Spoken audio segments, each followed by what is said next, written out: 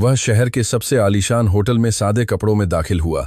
सबने मुंह फेर लिया, सबने अनदेखा करने की कोशिश की, लेकिन एक वेट्रेस ने कुछ ऐसा किया जिसकी किसी ने उम्मीद नहीं की थी, और उसके बाद जो हुआ उसने उस जगह को बिल्कुल सन्नाटे में डुबो दिया। ग्रैंड महाराजा होटल देश के सबसे शक्तिशाली नामों, उद्योगपतियों, राजनेताओं, मशहूर हस्तियों की मेजबानी के लिए जाना जाता था। उसके टेम्पर्ड ग्लास के दरवाजे केवल उन्हीं के लिए खुलते थे जिनके शरीर पर पैसे का बोझ होता था, या कम से कम यही कर्मचारियों का मानना था। उस सुबह लॉबी सामान्य से अधिक व्यस्त थी। अंतर्राष्ट्रीय निवेशकों के एक सम्मेलन ने प्रीमियम विंग के लगभग सभी कमरे आरक्षित कर रखे थे, और महत्वपूर्ण आवाजों का कोलाहल पॉलिश किए हुए संगमरमर के फर्श पर गूंज रहा था। प्रिया शर्मा, मुख्य रिसेप्शनिस्ट, अपने कागजात को डेस्क पर सटीकता से व्यवस्थित कर रही थी। उसकी आंखें, जो उच्च स्तरीय मेहमानों को पहचानने के लिए प्रशिक्षित थीं, हर उस व्यक्ति को स्कैन कर रही थीं जो प्रवेश द्वार से आ रहा था। और ठीक इसी वजह से उसकी भौहें तब तन गईं जब उसने उस सज्जन को देखा। उसके बाल सफेद थे, जिन्हें सादगी से पीछे कंघी किया गया था। उसने आस्तीन से घिसी हुई एक नेवी ब्लू जैकेट, एक फीकी पोलो शर्ट और साधारण कपड़े की पैंट पहन रखी थी। पैरों में समय के साथ घिसे हुए जूते थे। दाहिने हाथ में एक भूरे रंग का चमड़े का ब्रीफकेस था जो दशकों पुराना लग रहा था। वह सज्जन लॉबी में धीरे धीरे चला, क्रिस्टल झूमरों को शांत भाव से निहारता रहा। उसके कदमों में कोई जल्दबाजी नहीं थी, कोई अहंकार नहीं था, बस उस व्यक्ति का सुकून था जिसने जीवन में बहुत कुछ देखा था। प्रिया ने सीमा, दूसरी रिसेप्शनिस्ट, के साथ आंखें मिलाईं और दोनों ने हल्की मुस्कान बिखेरी। यह उस तरह की मुस्कान थी जो तुच्छ लोग तब देते हैं जब उन्हें लगता है कि कोई किसी जगह से संबंधित नहीं है। वह सज्जन डेस्क के पास आया। शुभ प्रभात, उसने भारी लहजे में कहा। मुझे एक कमरा चाहिए, कृपया। प्रिया ने अपने कागजात से आंखें भी नहीं उठाईं। सर, क्या आपकी कोई बुकिंग है? नहीं, मैं अभी शहर आया हूं। वह आखिरकार उसकी ओर देखने लगी, लेकिन दयालुता से नहीं। उसकी आंखें उसके साधारण कपड़ों, घिसे हुए जूतों, पुराने ब्रीफकेस पर घूम गईं, और फिर एक ऐसे लहजे में जिसमें नकली शिष्टाचार सच्चे तिरस्कार के साथ मिला हुआ था, उसने जवाब दिया, दुर्भाग्य से सर, हम पूरी तरह से बुक हैं, कोई कमरा उपलब्ध नहीं है। वह सज्जन थोड़ा झुका।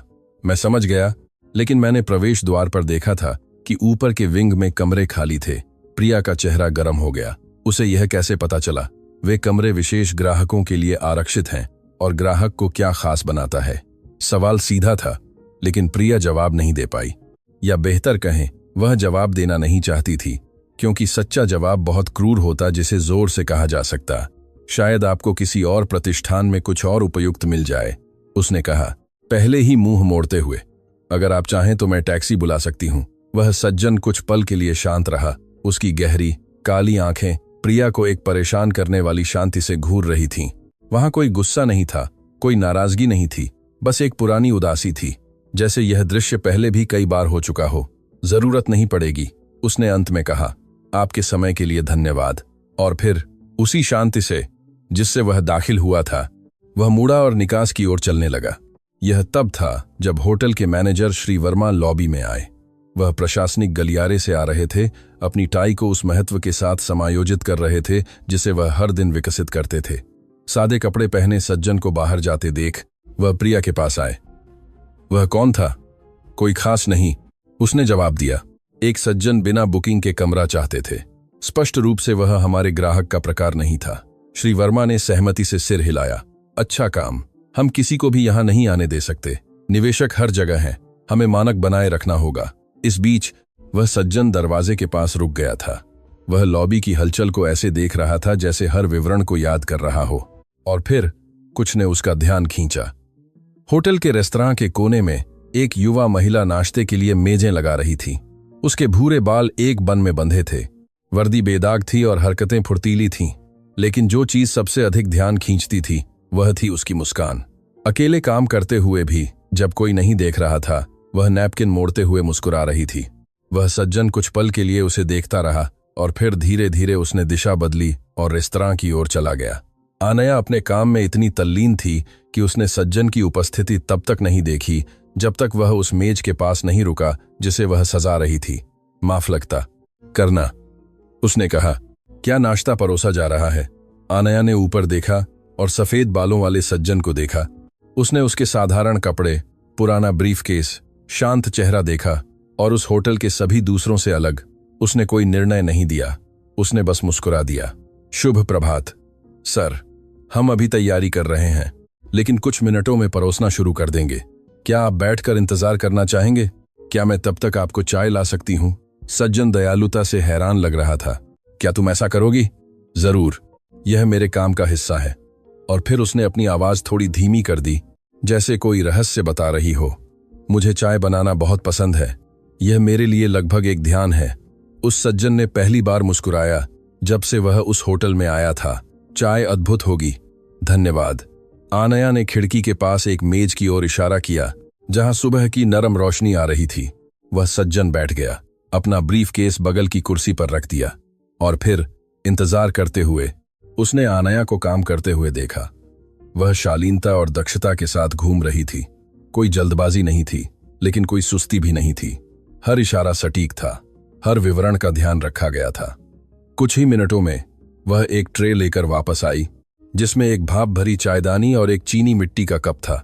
यह लीजिए, उसने कहा, सब कुछ मेज पर रखते हुए। यह हरी चाय है, उम्मीद है आपको पसंद आएगी। सज्जन ने कप की ओर देखा, फिर आनया की ओर और फिर जापानी में। उसने धीरे से बुदबुदाया, अरिगतो गोएमासु। आनया जम गई, उसकी आंखें चौड़ी हो गईं और फिर सज्जन के पूर्ण आश्चर्य के लिए उसने जवाब दिया, दोइताशिमाशिते। जो खामोशी छा गई वह केवल कुछ सेकंड तक रही, लेकिन एक अनंत काल जैसी लगी। वह सज्जन उसे पूर्ण आश्चर्य से घूर रहा था और आनया, यह महसूस करते हुए कि उसने क्या किया था, उसका चेहरा लाल हो गया। क्या आप जापानी बोलती हैं मिस? हाँ, थोड़ा बहुत, मैंने खुद ही सीखा है। खुद ही? क्यों? आनया हिचकिचाई। यह एक सीधा सवाल था, लेकिन जवाब एक आकस्मिक बातचीत के लिए बहुत गहरा था। फिर भी उस सज्जन में कुछ ऐसा था जो उसे ईमानदार होने के लिए प्रेरित करता था। मेरी दादी, उसने अंत में कहा। वह जवान थी तब एक जापानी परिवार के लिए काम करती थी। वह हमेशा मुझे उनके बारे में, संस्कृति के बारे में, भाषा के बारे में कहानियां सुनाती थीं। जब वह गुजर गईं तो मैं उनके करीब महसूस करने के लिए सीखना चाहती थी। वह सज्जन लंबे समय तक कुछ नहीं बोला, बस उसे एक ऐसी तीव्रता से देखता रहा जिसे आनया समझ नहीं पाई। और फिर उसके आश्चर्य के लिए उसकी आंखें नम हो गईं। तुम्हारी दादी? उसने भर्राई हुई आवाज में कहा। वह एक असाधारण महिला रही होंगी। वह, आनया ने जवाब दिया, अपने सीने में कसाव महसूस करते हुए। उन्होंने मुझे सिखाया कि किसी व्यक्ति की सच्ची दौलत उसके पहनने में नहीं, बल्कि इस बात में होती है कि वह दूसरों के साथ कैसा व्यवहार करता है। वह सज्जन धीरे से हंसा, लेकिन यह उपहास की हंसी नहीं थी, यह पहचान की हंसी थी, जैसे उन शब्दों ने उसके भीतर कुछ बहुत गहरा छू लिया हो। तुम्हारी दादी बहुत समझदार थीं, आप भी लगते हैं सर, आनया ने कहा। और फिर यह महसूस करते हुए कि शायद वह बहुत अधिक दृष्ट हो गई थी, वह एक कदम पीछे हट गई। माफ कीजिए, मैं कभी कभी बहुत ज्यादा बोल जाती हूँ, माफ मत कीजिए, उस सज्जन ने कहा। बहुत समय हो गया है जब किसी ने मुझसे इस तरह बात की है, बिना डर के, बिना किसी अल्टीरियर मोटिव के। आनया नहीं जानती थी कि क्या जवाब दे। उसने बस मुस्कुराया और एक छोटा सा सम्मान किया, उसी तरह से जैसे उसने हर रात जापानी संस्कृति के वीडियो में सीखा था। हमारे होटल में आपका स्वागत है सर। मुझे उम्मीद है कि आपको यहाँ वह आराम मिलेगा जिसकी आप तलाश कर रहे हैं। और फिर वह अपने काम पर लौट गई, उस सज्जन को उसकी चाय के साथ अकेला छोड़ दिया। आनया को यह नहीं पता था कि उस साधारण हाव भाव, उस छोटे से सम्मान ने सब कुछ बदल दिया था, क्योंकि सादे कपड़ों वाला वह सज्जन सिर्फ एक थका हुआ यात्री नहीं था, वह अर्जुन मल्होत्रा था।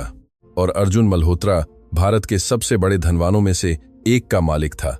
लेकिन इससे भी महत्वपूर्ण बात यह थी कि वह ग्रैंड महाराजा होटल का असली मालिक था और यह जानने वाला था कि कौन उसके प्रतिष्ठान में काम करने लायक था और कौन नहीं। आनया द्वारा परोसी गई चाय अभी भी कप में भाप रही थी, लेकिन जो उबलने वाला था वह कुछ बहुत बड़ा था। अर्जुन मल्होत्रा ने अपनी चाय धीरे धीरे पी। हर घूंट का स्वाद ऐसे ले रहा था जैसे बरसों बाद पहली बार पी रहा हो। उसे चाय से ही नहीं, बल्कि उस हावभाव से, उस युवा महिला की सच्ची दयालुता से मोहित था, जिसे कोई अंदाजा नहीं था कि वह कौन था। रेस्तरां की हलचल को देखते हुए अर्जुन ने अपने दिमाग को अतीत में भटकने दिया। उसे अपनी जवानी याद आई जब वह ओसाका के डॉक्स पर चिलचिलाती धूप में भारी बक्से ढोता था। उस समय कोई भी उसे 2 बार नहीं देखता था। किसी ने कल्पना भी नहीं की होगी कि वह दुबला पतला पसीने से तर युवक एक साम्राज्य खड़ा करेगा। और ठीक इसी वजह से वह ऐसा करता था। साल में एक बार वह दुनिया भर में अपनी संपत्तियों का दौरा करता था, सादे कपड़े पहने, बिना किसी को बताए। वह देखना चाहता था कि उसके कर्मचारी आम लोगों के साथ कैसा व्यवहार करते हैं, बिना सत्ता वाले लोगों के साथ, बिना स्पष्ट धन वाले लोगों के साथ। ग्रांड महाराजा होटल उसकी सबसे हालिया अधिग्रहण था। उसने कुछ साल पहले एक जटिल कंपनियों के नेटवर्क के माध्यम से संपत्ति खरीदी थी, जिसने उसका नाम गुप्त रखा था। पुराने मालिक श्री अग्रवाल प्रशासक के रूप में बने रहे, यह नहीं जानते हुए कि वह एक ऐसे आदमी को रिपोर्ट कर रहे थे जिसे उन्होंने व्यक्तिगत रूप से कभी नहीं देखा था। अर्जुन ने अपनी चाय खत्म की और उठ गया। उसे और देखने की जरूरत थी। उसे समझने की जरूरत थी कि वह जगह वास्तव में कैसे काम करती थी। वह उस गलियारे से गुजरा जो होटल के आंतरिक बगीचों की ओर जाता था। यह एक सुंदर जगह थी जिसमें सजावटी फव्वारे और सावधानी से कटे हुए पेड़ों के नीचे लकड़ी के बेंच थे।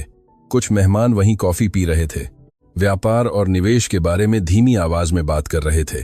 अर्जुन एक अलग बेंच पर बैठ गया और देखा। उसने जल्द ही महसूस किया कि वह अकेला नहीं देख रहा था। एक अधेड़ उम्र का व्यक्ति पूरी तरह से फिट गहरा सूट पहने गणनात्मक कदमों के साथ बगीचे में चल रहा था। यह श्री वर्मा थे, वही मैनेजर जिन्हें अर्जुन ने पहले लॉबी में देखा था। वह मेहमानों के पास बड़ी मुस्कान और दृढ़ हाथ मिलाते हुए आ रहे थे। पूछ रहे थे कि क्या वे संतुष्ट हैं, क्या उन्हें कुछ खास चाहिए। लेकिन जब उसकी आंखें अलग थलग बेंच पर बैठे अर्जुन से मिलीं तो मुस्कान गायब हो गई। श्री वर्मा ने दिशा बदली और गंभीर भाव से उसके पास आए। माफ कीजिए सर, क्या मैं आपकी मदद कर सकता हूं? यह स्वर मदद का नहीं बल्कि टकराव का था। मैं बस आराम कर रहा हूं, अर्जुन ने शांति से जवाब दिया। यह बगीचा होटल के मेहमानों के लिए ही है, मैं समझा। श्री वर्मा ने अपनी बाहें मोड़ लीं। क्या आप मेहमान हैं? मुझे अभी तक कमरा नहीं मिल पाया है। रिसेप्शनिस्ट ने कहा कि सब बुक हैं। श्री वर्मा के चेहरे पर संतोष की मुस्कान छा गई। हाँ, दुर्भाग्य से हमारे पास सभी प्रकार के आगंतुकों के लिए जगह नहीं है, लेकिन मैं क्षेत्र में कुछ अधिक किफायती प्रतिष्ठानों का सुझाव दे सकता हूं। अर्जुन ने श्री वर्मा को लंबे समय तक देखा। उसकी आंखों में अहंकार देखा, उसका छिपा हुआ तिरस्कार देखा। वह सब कुछ देखा जो उन लोगों के साथ गलत था जो स्थिति को मूल्य के साथ भ्रमित करते थे। आपकी चिंता के लिए धन्यवाद, अर्जुन ने धीरे से उठते हुए कहा, लेकिन मुझे लगता है कि मैं थोड़ा और रुकूंगा। श्री वर्मा ने एक कदम आगे बढ़ाया, अर्जुन के व्यक्तिगत स्थान में घुसपैठ करते हुए। सर, मुझे जोर देना होगा। श्री वर्मा, आवाज बगीचे के दूसरी ओर से आई। दोनों मुड़े और श्री अग्रवाल को अपनी ओर आते देखा। श्री अग्रवाल एक ऐसे व्यक्ति थे जिनके सिर पर बाल ग्रे थे, एक सुंदर चाल और ऐसी आंखें थीं जिनमें दशकों के व्यापार का बोझ था। वह एक राजनयिक मुस्कान के साथ पास आए। सब ठीक है यहाँ, सब कुछ नियंत्रण में है श्री अग्रवाल, श्री वर्मा ने तुरंत जवाब दिया। बस इस सज्जन को हमारी नीतियों के बारे में बता रहा था। श्री अग्रवाल ने अर्जुन की ओर देखा और एक पल के लिए उसकी आंखों में कुछ उभरा, पहचान की एक छाया, संदेह की, लेकिन वह जल्दी ही गायब हो गई। ग्रांड महाराजा में आपका स्वागत है, श्री अग्रवाल ने हाथ बढ़ाते हुए कहा। मैं श्री अग्रवाल हूं, होटल का प्रशासक। अर्जुन ने बढ़ाया हुआ हाथ मिलाया। आपसे मिलकर खुशी हुई। क्या आप हमारे साथ ठहरे हुए हैं सर? दुर्भाग्य से मुझे कमरा नहीं मिल पाया। उन्होंने कहा कि सब बुक हैं। श्री अग्रवाल ने भौहें चढ़ाईं और श्री वर्मा की ओर देखा। बुक हैं? हमारे पास उत्तरी विंग में कम से कम 3 स्वीट उपलब्ध हैं। श्री वर्मा का चेहरा लाल हो गया। मैं अंतिम मिनट की बुकिंग सर, मुझे लगा कि यह बेहतर होगा। श्री वर्मा, कृपया इस सज्जन के लिए तुरंत एक कमरा उपलब्ध कराएं। श्री वर्मा ने विरोध करने के लिए मुंह खोला, लेकिन श्री अग्रवाल की नजर ने उसे पीछे हटने पर मजबूर कर दिया। जी सर, माफ कीजिएगा। वह तेजी से हट गया। श्री अग्रवाल और अर्जुन को बगीचे में अकेला छोड़ दिया। असुविधा के लिए मैं माफी चाहता हूं, श्री अग्रवाल ने कहा। कभी कभी टीम बहुत ज्यादा उत्साही हो जाती है। कोई बात नहीं, अर्जुन ने जवाब दिया। इससे मुझे इस बात का बहुत कुछ पता चलता है कि जगह का प्रबंधन कैसे किया जाता है। श्री अग्रवाल ने एक पल के लिए अर्जुन के चेहरे का अध्ययन किया। आप एक ऐसे व्यक्ति लगते हैं जो चीजों का अवलोकन करना जानते हैं। मैंने सीखा है कि सबसे बड़ी सच्चाई छोटे विवरणों में होती है। श्री अग्रवाल ने धीरे से सिर हिलाया। क्या मैं पूछ सकता हूं कि आपको हमारे शहर में क्या लाया? व्यवसाय, अर्जुन ने बस कहा, और यादें। इससे पहले कि श्री अग्रवाल और कुछ पूछते, एक कर्मचारी एक जरूरी संदेश के साथ पास आया। श्री अग्रवाल ने माफी मांगी और चले गए। अर्जुन को फिर से अपने विचारों के साथ अकेला छोड़ दिया। अर्जुन होटल के अंदर लौट गया। वह आनया से फिर से मिलना चाहता था, उस युवा वेट्रेस से जिसने इतने कम शब्दों में उसके दिल को छू लिया था। लेकिन जब वह रेस्तरां में पहुंचा तो वह वहां नहीं थी। उसकी जगह पर एक अधेड़ उम्र की महिला, जिसके बाल गहरे रंग के थे और थकी हुई अभिव्यक्ति थी, मेजें साफ कर रही थी। अर्जुन पास आया। माफ कीजिए, वह युवा महिला जो पहले यहां काम कर रही थी, क्या आप जानती हैं वह कहां है? उस महिला ने दयालु आंखों से उसकी ओर देखा। आनया, उसकी रेस्तरां में शिफ्ट खत्म हो गई है, अब वह कपड़े धोने के कमरे में होगी। कपड़े धोने का कमरा? हाँ, वह 3 अलग अलग विभागों में काम करती है। सुबह रेस्तरां, दोपहर में कपड़े धोने का कमरा, रात में कमरों की सफाई। अर्जुन को दिल में कसाव महसूस हुआ। क्या वह इतना काम करती है? उस महिला ने आह भरी। आनया, मैंने अब तक जितने भी समर्पित कर्मचारियों को जाना है उनमें से एक है। कभी शिकायत नहीं करती, कभी छुट्टी नहीं लेती, हमेशा वही मुस्कान चेहरे पर। लेकिन उसकी जिंदगी आसान नहीं रही है। आपका क्या मतलब है? उस महिला ने हिचकिचाई, जैसे वह तय कर रही हो कि उसे बताना चाहिए या नहीं। फिर अपनी आवाज धीमी करके उसने कहा, आनया अपनी मां का अकेले ही ख्याल रखती है। श्रीमती शर्मा बहुत बीमार हैं, उन्हें महंगे इलाज की जरूरत है। आनया इन सभी शिफ्टों में काम करती है ताकि वह चिकित्सा खर्चों का भुगतान कर सके। कभी कभी वह मुश्किल से सो पाती है। अर्जुन चुप रहा, उस जानकारी को आत्मसात करता रहा। अब आनया की मुस्कान का और भी अधिक अर्थ था। यह किसी ऐसे व्यक्ति की मुस्कान थी जिसने अंधेरे से घिरे होने पर भी रोशनी बनने का चुनाव किया था। आपका नाम क्या है? आपका नाम क्या है? अर्जुन ने उस महिला से पूछा। श्रीमती गीता, मैं यहाँ कई सालों से काम कर रही हूँ। श्रीमती गीता, यह बताने के लिए धन्यवाद। वह मुस्कुराई। आनया ऐसे लोगों की हकदार है जो उसकी परवाह करते हैं। दुर्भाग्य से इस जगह पर यह दुर्लभ है। अर्जुन ने फिर से धन्यवाद दिया और चला गया। लेकिन वह अपने कमरे में नहीं गया। इसके बजाय वह होटल के बेसमेंट में नीचे गया, जहां कपड़े धोने का कमरा था। जैसे ही उसने दरवाजा खोला, गर्मी ने उसे जकड़ लिया। विशाल मशीनें लगातार काम कर रही थीं और भाप से हवा घनी और सांस लेने में मुश्किल हो रही थी। उन सब के बीच अर्जुन ने आनया को देखा। वह अविश्वसनीय गति से चादरें मोड़ रही थी। उसके हाथ लगातार ताल में चल रहे थे। उसका चेहरा गर्मी से लाल था और कुछ बाल बन से निकल गए थे। लेकिन वहां भी उस घुटन भरे माहौल में वह बिना शिकायत किए काम कर रही थी। अर्जुन कुछ पल के लिए उसे देखता रहा, बिना ध्यान दिए, और फिर उसने कुछ ऐसा देखा जिससे उसका खून खौल उठा। श्री वर्मा पीछे के दरवाजे से कपड़े धोने के कमरे में दाखिल हुए। वह कठोर कदमों के साथ आनया के पास आए और तौलियों का एक ढेर उसके पैरों में फेंक दिया। ये तौलिए ठीक से नहीं मुड़े हैं, इन सभी को फिर से मोड़ो। आनया ने तौलियों की ओर देखा, फिर श्री वर्मा की ओर। श्री वर्मा, मैंने खुद ही ये तौलिए आज सुबह मोड़े थे। ये होटल के मानक के अनुसार हैं। क्या तुम मेरे आदेश पर सवाल उठा रही हो? नहीं सर, मैं बस कह रही हूं कि तुम्हें कुछ भी कहने के लिए पैसे नहीं मिलते हैं। श्री वर्मा ने उसे रोका। तुम्हें आज्ञा मानने के लिए पैसे मिलते हैं, और अगर तुम इससे संतुष्ट नहीं हो तो दरवाजा खुला है। आनया ने अपनी आंखें नीची कर लीं, उन शब्दों को निगलते हुए जो वह कहना चाहती थी। अर्जुन ने उसके कंधे हल्के से कांपते हुए देखे, लेकिन वह रोई नहीं। इसके बजाय वह झुक गई और तौलिए उठाना शुरू कर दिया। ऐसे बेहतर है, श्री वर्मा ने एक क्रूर मुस्कान के साथ कहा। अपनी जगह याद रखो। उसने अपनी पीठ फेरी और निकास की ओर चला गया। अर्जुन के पास से गुजरते हुए उसकी उपस्थिति पर ध्यान भी नहीं दिया। जब दरवाजा बंद हुआ तो अर्जुन आनया के पास आया। उसने अपनी आंखें ऊपर उठाईं और उसे पहचानकर मुस्कुराने की कोशिश की, लेकिन मुस्कान उसकी आंखों तक नहीं पहुंची। सर, आप यहां नीचे क्या कर रहे हैं? मैं चाय के लिए धन्यवाद कहने आया था, अर्जुन ने कहा, लेकिन लगता है मैं एक मुश्किल समय पर आया हूं। आनया ने तेजी से सिर हिलाया। कुछ नहीं हुआ, यह काम का हिस्सा है। इस तरह का व्यवहार काम का हिस्सा है। वह कुछ पल के लिए चुप रही, फिर धीमी आवाज में उसने जवाब दिया, जब आपको नौकरी की जरूरत होती है तो आप कुछ चीजें निगलना सीख जाते हैं। यह ठीक नहीं है। जीवन में बहुत कुछ ठीक नहीं होता सर, लेकिन हम फिर भी आगे बढ़ते रहते हैं। अर्जुन ने उसे चुपचाप देखा।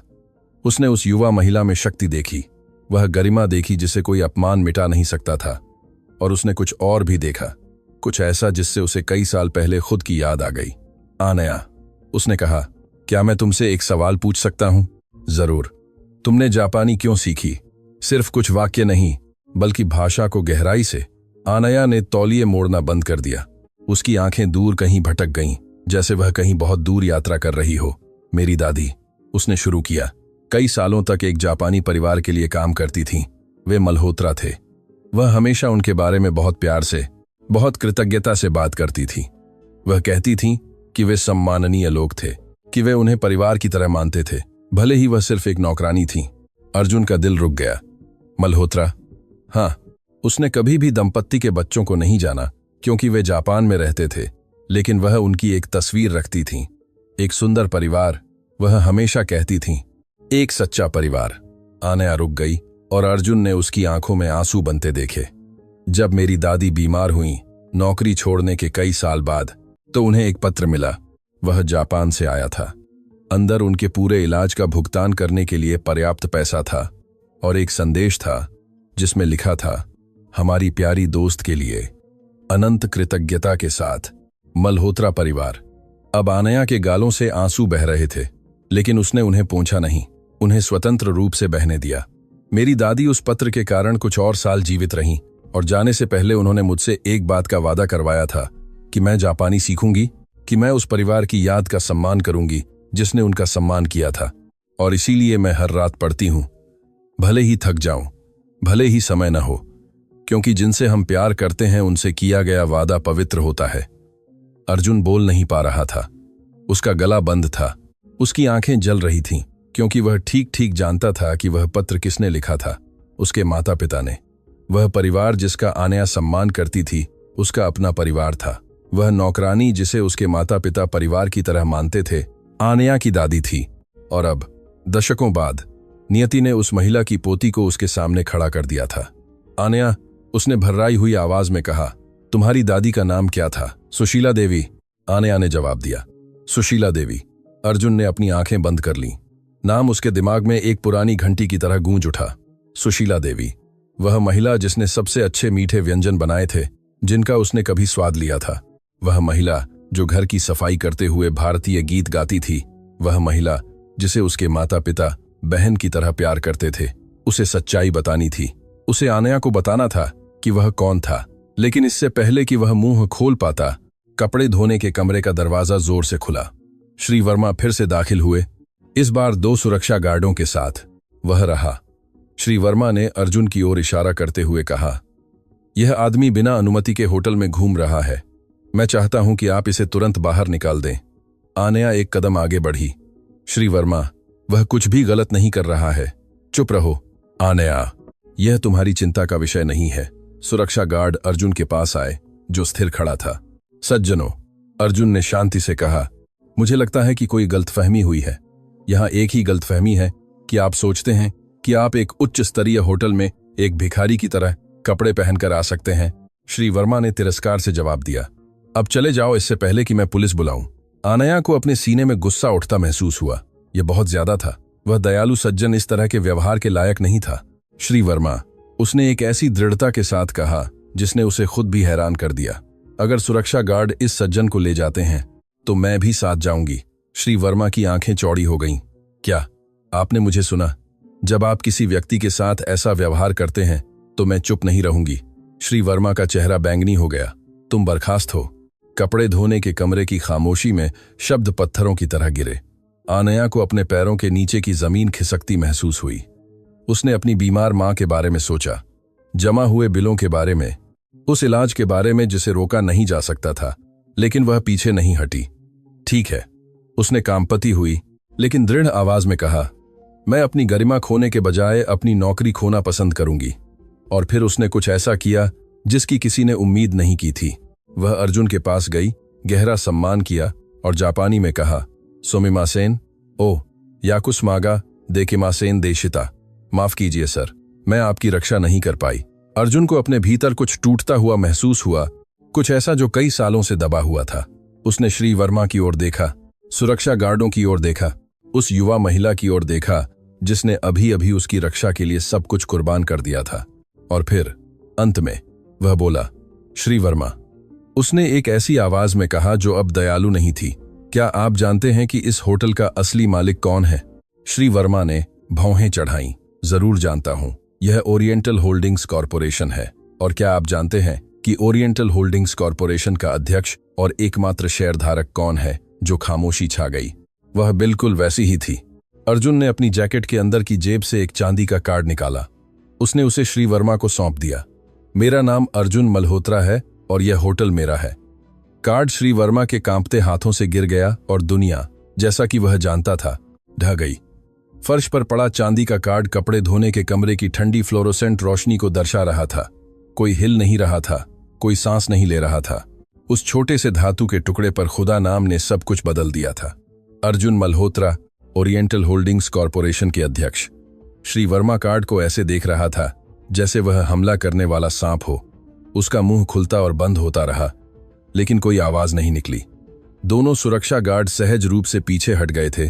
घबराहट भरी नजरें आपस में बदल रहे थे। अनया भी स्तब्ध थी, लेकिन अलग कारणों से। उसका दिमाग अभी अभी सुनी हुई बात को समझने की कोशिश कर रहा था। वह दयालु सज्जन जिसने उसे चाय पिलाई थी, जिसने उसकी दादी के बारे में उससे बात की थी, जिसकी उसने अपनी नौकरी की कीमत पर रक्षा की थी, वह उन सभी का मालिक था। यह असंभव है, श्री वर्मा अंततः कहने में कामयाब हुआ। होटल का मालिक? कभी नहीं, किसी ने कभी नहीं देखा, कभी नहीं देखा, क्योंकि मैं चाहता हूं कि मुझे देखा न जाए, अर्जुन ने जवाब दिया। उसकी आवाज बदल गई थी। वह अब विनम्र सज्जन की नरम आवाज नहीं थी। यह एक ऐसे आदमी की आवाज थी जिसने एक साम्राज्य खड़ा किया था। साल में एक बार मैं अपनी प्रत्येक संपत्ति का दौरा करता हूं, बिना बताए, बिना तड़क भड़क के। मैं देखना चाहता हूं कि लोगों के साथ कैसा व्यवहार किया जाता है जब उन्हें लगता है कि कोई महत्वपूर्ण नहीं देख रहा है। श्री वर्मा ने ठठाया। श्री मल्होत्रा, एक भयानक गलतफहमी हुई है। अगर मुझे पता होता, अगर आपको पता होता, तो आप मुझसे अलग व्यवहार करते। अर्जुन ने उसे रोका। ठीक यही समस्या है श्री वर्मा। किसी व्यक्ति को मिलने वाला व्यवहार उसके बैंक खाते के आकार पर निर्भर नहीं होना चाहिए। अर्जुन नीचे झुका और जमीन से कार्ड उठाया। उसने उसे अपनी जेब में वापस रख लिया, एक शांत, लगभग ध्यानपूर्ण गति से। मैं चाहता हूं कि होटल के सभी मैनेजर और सुपरवाइजर 1 घंटे में मीटिंग रूम में मौजूद हों, उसने कहा। सभी, बिना किसी अपवाद के। श्री वर्मा ने फ्रैंटिकली सिर हिलाया।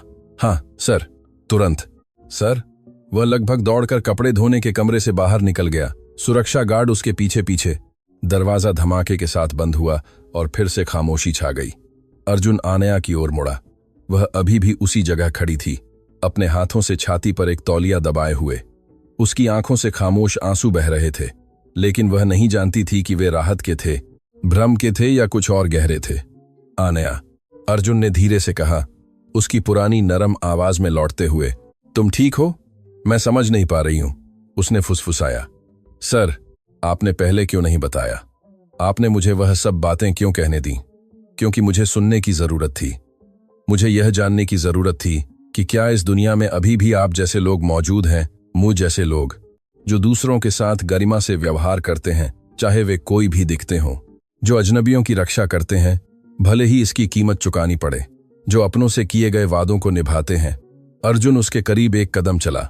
तुम्हारी दादी सुशीला देवी, मुझे उनकी याद है। अनया की आंखें चौड़ी हो गईं। सर, आपको याद है? मैं बहुत छोटा था जब उन्होंने मेरे परिवार के लिए काम किया था, लेकिन मुझे उनकी मुस्कान याद है, उनके बनाए मीठे व्यंजनों की खुशबू याद है, जो गीत वह गाती थीं। अनया के आंसू अब अनियंत्रित होकर बह रहे थे। मेरी दादी हमेशा कहती थीं कि मल्होत्रा परिवार खास था, कि वे सम्माननीय लोग थे। मेरे माता पिता उनसे बहुत प्यार करते थे, अर्जुन ने कहा, और उसकी अपनी आवाज लड़खड़ाने लगी। जब उन्हें पता चला कि वह बीमार थीं, तो उन्होंने मदद भेजने में 2 बार नहीं सोचा। उनके लिए सुशीला देवी परिवार थीं। वह एक पल के लिए रुका, अपनी भावनाओं को नियंत्रित करते हुए। और अब, दशकों बाद, उनकी पोती मुझे उसी दयालुता से चाय परोस रही है जैसी दादी दिखाती थीं। ब्रह्मांड के पास चक्रों को बंद करने के रहस्यमय तरीके हैं। अनया ने अपने हाथों में पकड़े हुए तौलिए को छोड़ दिया और अपने हाथों से अपना चेहरा ढक लिया। हिचकियों से उसका पूरा शरीर कांप रहा था।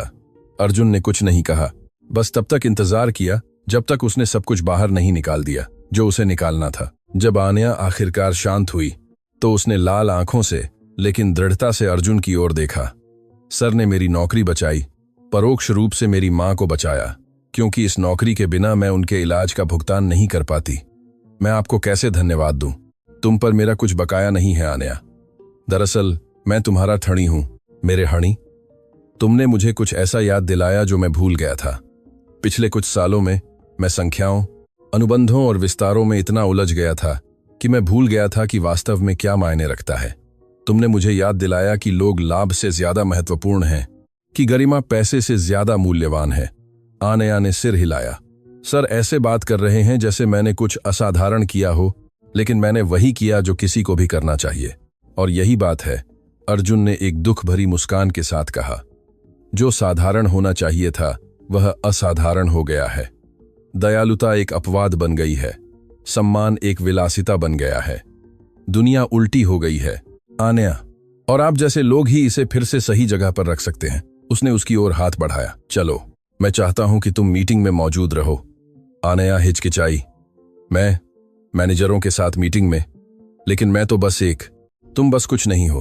अर्जुन ने उसे रोका। तुम आज इस होटल की सबसे महत्वपूर्ण व्यक्ति हो और सभी को यह जानने की जरूरत है। 1 घंटे बाद ग्रैंड महाराजा का मीटिंग रूम भरा हुआ था। मैनेजर, सुपरवाइजर, कोऑर्डिनेटर, सभी को तुरंत बुलाया गया था और अटकलों का कोलाहल माहौल में भर गया था। श्री अग्रवाल मेज के मुखिया पर बैठे थे, अपनी संयम बनाए रखने की कोशिश कर रहे थे। उनके बगल में श्री वर्मा 60 मिनट में 10 साल बड़े लग रहे थे। प्रिया शर्मा, जिसे रिसेप्शन डेस्क से बुलाया गया था, घबराहट में अपने नाखून कुतर रही थी। जब दरवाजा खुला और अर्जुन अंदर आया तो तुरंत और पूरी तरह से सन्नाटा छा गया। लेकिन असली झटका तब लगा जब उन्होंने देखा कि उसके साथ कौन था। आनया, सादे कपड़ों वाली और बन में बंधी वेट्रेस, उस सबसे शक्तिशाली व्यक्ति के बगल में चल रही थी जिसे उनमें से किसी ने कभी जाना था। कुछ मैनेजरों ने भ्रमित नजरें बदलीं, दूसरों ने अपनी आंखें नीची कर लीं, पहले से ही अंदाजा लगा रहे थे कि क्या होने वाला था। अर्जुन मेज के मुखिया पर चला गया। श्री अग्रवाल तुरंत उठ गए, अपनी जगह की पेशकश करते हुए। कृपया श्री मल्होत्रा। अर्जुन ने नकारात्मक रूप से सिर हिलाया। बैठे रहो श्री अग्रवाल, यह मीटिंग छोटी होगी। उसने कमरे में चारों ओर देखा, हर चेहरे का अध्ययन किया। कुछ ने उसकी नजर को बनाए रखा, दूसरों ने तेजी से नजर हटा ली। आप में से कई मुझे नहीं जानते हैं, अर्जुन ने शुरू किया, और कुछ घंटे पहले तक मैं भी आपको नहीं जानता था, लेकिन अब मैं जानता हूं, बहुत अच्छी तरह से जानता हूं। उसने धीरे धीरे मेज के चारों ओर चलना शुरू किया। आज सुबह मैं इस होटल में सादे कपड़ों में आया। मैं देखना चाहता था कि वे किसी ऐसे व्यक्ति के साथ कैसा व्यवहार करते हैं जिसके पास पैसे नहीं लगते। मैं जानना चाहता था कि क्या वे मूल्य जो मेरे परिवार ने हमेशा बनाए रखे हैं अभी भी इन दीवारों के भीतर मौजूद हैं। वह प्रिया के पीछे रुका। रिसेप्शनिस्ट ने अपने कंधे सिकोड़े। मुझे रिसेप्शन पर मना कर दिया गया। उन्होंने कहा कि कोई कमरा नहीं था, हालांकि 3 स्वीट खाली थे। कारण, मेरे कपड़े होटल के मानक के लिए उपयुक्त नहीं थे। वह चलता रहा। श्री वर्मा के पीछे रुका। मुझे बगीचों में एक मैनेजर ने एक घुसपैठिए की तरह व्यवहार किया। मुझे सुरक्षा गार्डों से धमकाया गया और जब एक कर्मचारी ने मेरा बचाव किया तो उसे मेरी आंखों के सामने बर्खास्त कर दिया गया। श्री वर्मा कुर्सी पर धंस गया। उसका चेहरा कागज जैसा सफेद हो गया। अर्जुन मेज के मुखिया पर लौटा और आनया की ओर देखा जो दरवाजे के पास खड़ी थी। लेकिन मुझे कुछ अच्छा भी मिला। मुझे एक युवा महिला मिली जिसने मेरे साथ दयालुता से व्यवहार किया, बिना यह जाने कि मैं कौन था, जिसने मुझे चाय परोसी और मुझे मुस्कान दी जब बाकी सबने मुझसे मुंह मोड़ लिया, जिसने मेरी अपनी भाषा में मुझसे बात की जैसे मैं कोई पुराना दोस्त हूं, और जिसने जब मुझे अपमानित होते देखा तो मेरी रक्षा के लिए उसके पास जो कुछ भी था सब कुछ दांव पर लगा दिया। उसने एक नाटकीय विराम लिया। यह युवा महिला आनया है और आज से वह मेरे भारतीय परिचालनों में मेरी निजी सहायक होगी। कमरे में कोलाहल मच गया। मैनेजर एक दूसरे को अविश्वास से देखने लगे। आनया बेहोश होने वाली लग रही थी। श्री मल्होत्रा, उसने कांपती हुई आवाज में कहा, मैं नहीं कर सकती। मेरे पास आपके लिए योग्यता नहीं है। तुम्हारे पास एकमात्र योग्यता है जो मेरे लिए मायने रखती है। अर्जुन ने जवाब दिया, ईमानदारी। बाकी सीखा जा सकता है। श्री अग्रवाल उठ गए। श्री मल्होत्रा, अगर आप मुझे अनुमति दें तो यहाँ ऐसे कर्मचारी हैं जिनके पास कई सालों का अनुभव है, शिक्षा है, सिद्ध ट्रैक रिकॉर्ड है। क्या यह अधिक विवेकपूर्ण नहीं होगा? श्री अग्रवाल, अर्जुन ने उसे रोका, आप एक अच्छे प्रशासक हैं। इस होटल के आंकड़े यह साबित करते हैं, लेकिन आंकड़े पूरी कहानी नहीं बताते हैं। आज जो हुआ वह दिखाता है कि इस जगह में एक बीमारी है, एक बीमारी जिसे आपने बढ़ने दिया है। उसने श्री वर्मा की ओर देखा। श्री वर्मा, आपको बर्खास्त किया जाता है। आपके पास अपना सामान इकट्ठा करने और संपत्ति छोड़ने के लिए 1 घंटा है। श्री वर्मा उछलकर खड़ा हो गया। श्री मल्होत्रा, कृपया, यह एक गलत निर्णय था। यह सिर्फ एक गलती से कहीं बढ़कर था। यह एक चुनाव था, लोगों के साथ उनके रूप रंग के आधार पर कचरे की तरह व्यवहार करने का चुनाव। ऐसे लोगों के लिए मेरी कंपनी में कोई जगह नहीं है। श्री वर्मा ने बहस करने के लिए मुंह खोला, लेकिन अर्जुन की नजर ने उसे चुप करा दिया। अपने कंधे झुकाए हुए वह दरवाजे की ओर चला गया। बाहर निकलने से पहले वह आनया के बगल में रुका। एक पल के लिए ऐसा लगा कि वह कुछ क्रूर कहेगा, लेकिन फिर सभी को आश्चर्यचकित करते हुए उसने बुदबुदाया, मुझे माफ करना, और चला गया। जो खामोशी छा गई वह भारी थी, तनाव और खुलासों से भरी हुई। अर्जुन ने प्रिया की ओर देखा।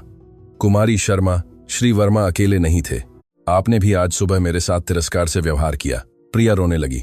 श्री मल्होत्रा, मेरे 2 बच्चे हैं, मुझे यह नौकरी चाहिए, कृपया। मैं आपको बर्खास्त नहीं करूंगा, अर्जुन ने कहा, और प्रिया ने राहत की एक सिसकी भरी। लेकिन आपको अगले कुछ महीने सीधे आनया के साथ काम करना होगा। आप उससे सीखेंगे कि सभी मेहमानों के साथ गरिमा से व्यवहार करने का क्या मतलब है, चाहे वे कैसे भी दिखते हों। अगर इस अवधि के अंत में आनया मुझसे कहती है कि आप बदल गई हैं, तो आपकी नौकरी सुरक्षित है, अन्यथा। उसने वाक्य अधूरा छोड़ दिया। प्रिया ने तेजी से सिर हिलाया, अपने आंसू पोंछते हुए। हाँ सर, धन्यवाद सर, मैं वादा करती हूं कि मैं बदल जाऊंगी। अर्जुन ने श्री अग्रवाल की ओर देखा। श्री अग्रवाल, आपने आज जो हुआ उसमें सीधे भाग नहीं लिया, लेकिन आपने एक ऐसा माहौल बनाया जहां यह संभव था, जहां कर्मचारियों ने लोगों के साथ ऐसा व्यवहार करना स्वीकार्य समझा। यह भी आपकी जिम्मेदारी है। श्री अग्रवाल ने सिर झुकाया। आप सही कह रहे हैं, मुझे और ध्यान देना चाहिए था। आपको बेहतर करने का मौका मिलेगा, लेकिन अब से सब कुछ आनया के माध्यम से होगा। वह यहां मेरी आंखें और कान होगी। वह मुझे सीधे रिपोर्ट करेगी कि यह होटल अपने मेहमानों और कर्मचारियों के साथ कैसा व्यवहार करता है। अर्जुन आनया के पास गया और उसके कंधे पर हाथ रखा। यह युवा महिला अपने कंधों पर एक ऐसे परिवार का बोझ उठाती है जिसे उसकी जरूरत है। वह शिकायत किए बिना दिन में 3 शिफ्ट काम करती है। वह हर रात जापानी पढ़ती है, क्योंकि उसने अपनी दादी से उनके मरते समय एक वादा किया था। वह सब कुछ है जो आपको बनने की इच्छा रखनी चाहिए। आनया को अपना चेहरा शर्म और भावना से जलता महसूस हुआ। उसे अपने जीवन में कभी इस तरह की प्रशंसा नहीं मिली थी। उसे कभी इस तरह नहीं देखा गया था। देवियों और सज्जनों, अर्जुन ने निष्कर्ष निकाला, यह बैठक यहां समाप्त होती है, लेकिन परिवर्तन अब शुरू होता है। मैं चाहता हूं कि आप में से हर एक अपने भीतर झांके और खुद से पूछे, मैं किसी ऐसे व्यक्ति के साथ कैसा व्यवहार करूंगा जो मुझे कुछ भी नहीं दे सकता है। उस प्रश्न का उत्तर परिभाषित करता है कि आप वास्तव में कौन हैं। वह दरवाजे की ओर चला गया। आनया उसके बगल में थी। बाहर निकलने से पहले वह एक आखिरी बार मुड़ा। ओह, और एक और बात, आनया की मां को चिकित्सा उपचार की जरूरत है। आज से सभी खर्च मेरे परिवार के फाउंडेशन द्वारा कवर किए जाएंगे। यह उस महिला की पोती के लिए हम कम से कम कर सकते हैं जिसने मेरे माता पिता के घर में इतनी खुशी लाई। और इसके साथ वह चला गया।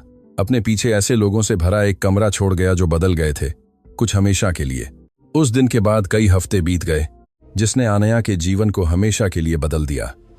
अस्पताल का कमरा जहां उसकी मां श्रीमती शर्मा आराम कर रही थीं, अब अलग था। अब वह सामान्य विंग का तंग कमरा नहीं था, जिसमें पतले पर्दे मरीजों को अलग करते थे और मशीनों का लगातार शोर होता था। अब श्रीमती शर्मा एक निजी कमरे में आराम कर रही थीं, जिसमें बड़ी खिड़कियां थीं, जिनसे सूरज की रोशनी आती थी, और ताजे फूल थे जो आनया हर दिन लाती थी। इलाज तुरंत शुरू हो गया था। विशेषज्ञ डॉक्टर, अत्याधुनिक परीक्षण, दवाएं जो पहले पहुंच से बाहर लगती थीं, सब कुछ मल्होत्रा परिवार के फाउंडेशन द्वारा प्रदान किया गया था, ठीक वैसे ही जैसे अर्जुन ने वादा किया था। आनया गेंदे के फूलों का एक गुलदस्ता लेकर कमरे में दाखिल हुई। उसकी मां जाग रही थी, खिड़की से थके हुए चेहरे पर शांत मुस्कान के साथ बाहर देख रही थीं। शुभ प्रभात मां। श्रीमती शर्मा मुड़ी और उनकी मुस्कान फैल गई। मेरी बेटी, तुम इन नए कपड़ों में कितनी सुंदर लग रही हो। आनया ने खिड़की के शीशे में अपनी परछाई देखी। यह सच था, वह अब जो कपड़े पहने थी वे अलग थे। अब वेट्रेस की घिसी पिटी वर्दी नहीं, बल्कि एक सुरुचिपूर्ण और विवेकपूर्ण सेट जो उसकी नई स्थिति के लिए उपयुक्त था। फिर भी वह अभ्यस्त नहीं हो पाई थी। अजीब है मां, हफ्तों पहले तक मैं कपड़े धोने के कमरे में चादरें मोड़ रही थी, अब मेरे नाम से एक कमरा है। श्रीमती शर्मा ने अपना हाथ बढ़ाया। और आनया ने उसे प्यार से पकड़ लिया। तुमने यह हासिल किया है मेरी बेटी, अपने अच्छे दिल से। नहीं माँ, मुझे किस्मत मिली। श्री अर्जुन सही समय पर आए। कोई किस्मत नहीं होती आनया, तैयारी अवसर से मिलती है। तुमने सालों तक जापानी पढ़ी, सबके साथ दयालु रही, कड़ी मेहनत की, भले ही कोई नहीं देख रहा था। श्री अर्जुन ने तुम्हें कुछ भी नहीं दिया जिसके तुम हकदार न हो। आनया को अपनी आंखें जलती महसूस हुईं। उसकी मां में हमेशा उसे सर्वश्रेष्ठ देखने का गुण था, भले ही वह खुद ऐसा नहीं कर पाती थी। क्या आप बेहतर महसूस कर रही हैं? बहुत बेहतर। डॉक्टर कहते हैं कि परीक्षण प्रगति दिखा रहे हैं। बहुत समय बाद, मुझे उम्मीद है। मां और बेटी कुछ पल के लिए शांत रहीं, बस एक दूसरे की उपस्थिति का आनंद ले रही थीं। यह एक विलासिता थी जो वे पहले नहीं उठा सकती थीं। आनया 3 नौकरियों के बीच भागती रहती थी और श्रीमती शर्मा दिन ब दिन कमजोर होती जा रही थीं। बेटी, श्रीमती शर्मा ने अंत में कहा, मुझे अपने काम के बारे में बताओ, कैसा चल रहा है? आनया ने आह भरी, गहन। श्री अर्जुन मुझे सब कुछ सिखा रहे हैं। व्यवसाय कैसे काम करता है, रिपोर्टों का विश्लेषण कैसे करें, आपूर्तिकर्ताओं और भागीदारों के साथ कैसे व्यवहार करें। वह कहते हैं कि मुझे सीखने में आसानी होती है। जरूर होती है, तुम हमेशा से होशियार थी, लेकिन यह आसान नहीं है माँ। होटल में अभी भी बहुत से लोग मुझे टेढ़ी नजर से देखते हैं। उन्हें लगता है कि मैं उस जगह के लायक नहीं हूं जहां मैं हूं, कि मुझे पसंदीदा होने के कारण पद मिला है। श्रीमती शर्मा ने अपनी बेटी का हाथ कसकर पकड़ा। और तुम्हें क्या लगता है? आनया ने जवाब देने में देर लगाई। कभी कभी मैं खुद से भी पूछती हूं कि क्या मैं वास्तव में यह सब लायक हूं? क्या मैं किसी और की जगह नहीं ले रही हूं? आनया, श्रीमती शर्मा ने दृढ़ता से कहा, मेरी ओर देखो। आनया ने अपनी आंखें ऊपर उठाईं। तुम्हारी दादी सुशीला देवी एक साधारण महिला थी। उनके पास शिक्षा नहीं थी, पैसे नहीं थे, दुनिया जिसे महत्वपूर्ण मानती है ऐसा कुछ भी नहीं था। लेकिन उनके पास कुछ ऐसा था जो खरीदा नहीं जा सकता, एक शुद्ध हृदय। और यही वह हृदय था जिसने मल्होत्रा परिवार को उनसे प्यार करने पर मजबूर किया। और यही हृदय तुम्हें विरासत में मिला है। दूसरों की बातों की वजह से कभी संदेह मत करो। आनया ने अपनी मां को सावधानी से गले लगाया। अपने गालों से आंसू बहते हुए महसूस किए। मैं आपसे प्यार करती हूं मां, मैं भी तुमसे प्यार करती हूं मेरी बेटी, इस दुनिया में सबसे ज्यादा। जब आनया उस दिन बाद में होटल पहुंची तो उसने लॉबी में एक असामान्य हलचल देखी। कर्मचारी इधर उधर भाग रहे थे, फूल ले जा रहे थे, सजावट ठीक कर रहे थे, उन सतहों को पॉलिश कर रहे थे जो पहले से ही बेदाग थीं। वह सीमा के पास रुकी, वही रिसेप्शनिस्ट जो अब सुबह की शिफ्ट में प्रिया की जगह ले चुकी थी। क्या हो रहा है? सीमा घबराई हुई लग रही थी। विशेष अतिथि, ऐसा लगता है कि जापान से कुछ अधिकारी आ जा रहे हैं। ओरिएंटल होल्डिंग्स कॉरपोरेशन के निदेशक। आनया को पेट में ठंडक महसूस हुई। जापान से अधिकारी? श्री अर्जुन ने कुछ नहीं बताया। लगता है यह सबके लिए एक आश्चर्य था। श्री अग्रवाल घबराए हुए हैं। आनया तेजी से अपने कमरे की ओर चली गई। दिमाग तेजी से काम कर रहा था। अर्जुन ने चेतावनी क्यों नहीं दी थी? क्या यह किसी तरह का परीक्षण था? जब उसने ऑफिस का दरवाजा खोला तो उसने अर्जुन को आगंतुक कुर्सियों में से एक पर बैठे हुए पाया। वह विचारशील लग रहा था। खिड़की से एक ऐसी अभिव्यक्ति के साथ देख रहा था जिसे आनया ने उसमें पहले कभी नहीं देखा था। श्री अर्जुन, क्या सब ठीक है? वह मुड़ा और मुस्कुराया, लेकिन मुस्कान उसकी आंखों तक नहीं पहुंची। आनया, कृपया बैठो, हमें बात करनी है। वह मेजे के पीछे की कुर्सी पर बैठ गई। अजीब महसूस कर रही थी कि वह वहां बैठी है जबकि वह आगंतुक की जगह पर है। सीमा ने मुझे बताया कि अधिकारी आ रहे हैं। हाँ, मेरा भतीजा रोहन और कंपनी के 2 निदेशक, वे उन बदलावों से खुश नहीं हैं जो मैंने यहां किए हैं। बदलाव? खासकर तुम्हारी पदोन्नति ने टिप्पणियां पैदा की हैं। आनया का दिल डूब गया। उन्हें लगता है कि मुझे इस पद पर नहीं होना चाहिए। उन्हें लगता है कि मैं बूढ़ा और भावुक हो रहा हूं, कि मैंने व्यावसायिक तर्क के बजाय भावना के आधार पर निर्णय लिया है। और आपको क्या लगता है? सर, अर्जुन ने लंबे समय तक देखा। मुझे लगता है कि मैंने सालों में जो सबसे अच्छा फैसला लिया है वह तुम्हें इस कमरे में बिठाना था।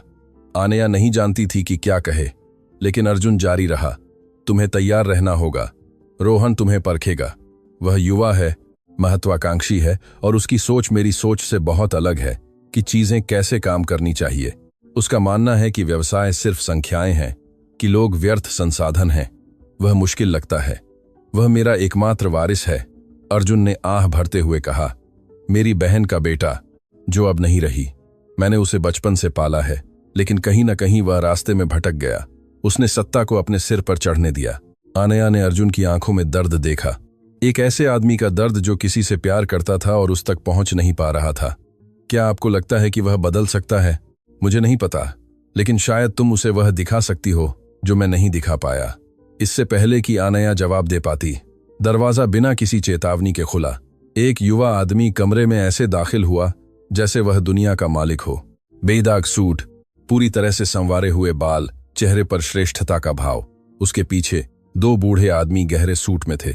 चाचा अर्जुन, युवा आदमी ने जापानी में कहा, आनया को पूरी तरह से अनदेखा करते हुए। आखिरकार मुझे तुम मिल गए। तुम मुख्य कार्यालय के बजाय इस महत्वहीन कमरे में क्यों हो? अर्जुन शांति से खड़ा हुआ। रोहन, तुम्हारा स्वागत है, और कृपया हिंदी में बात करो, हम भारत में हैं। रोहन ने आंखें घुमाईं। ठीक है, हिंदी। उसने आखिरकार आनया की ओर देखा, उसे सिर से पैर तक स्कैन करते हुए। यह वही मशहूर वेट्रेस है, यह आनया है, भारतीय परिचालनों के लिए मेरी निजी सहायक। रोहन ने एक छोटी सी हंसी छोड़ी। निजी सहायक, शब्दों का दिलचस्प चुनाव। चाचा, जापान में हम उसे कुछ और कहते। आनया को खून खौलता महसूस हुआ, लेकिन उसने अपनी संयम बनाए रखी। उसने गहरी सांस ली और पूर्ण जापानी में जवाब दिया, हाजिमे माशिते, रोहन सान, योरोशिकु ओनेगईशिमास। रोहन की मुस्कान डगमगा गई। उसे स्पष्ट रूप से उम्मीद नहीं थी कि वह उसकी भाषा बोलेगी। क्या तुम जापानी बोलती हो? हाँ, उसने अभी भी जापानी में जवाब दिया। मैंने कई सालों तक मल्होत्रा परिवार के प्यार के लिए पढ़ाई की। रोहन ने अपनी आंखें सिकोड़ी। मल्होत्रा परिवार के लिए प्यार या मल्होत्रा परिवार के पैसे के लिए प्यार? रोहन, अर्जुन ने चेतावनी भरी आवाज में कहा, वह मेरी मेहमान और कर्मचारी है, उसके साथ सम्मान से पेश आओ।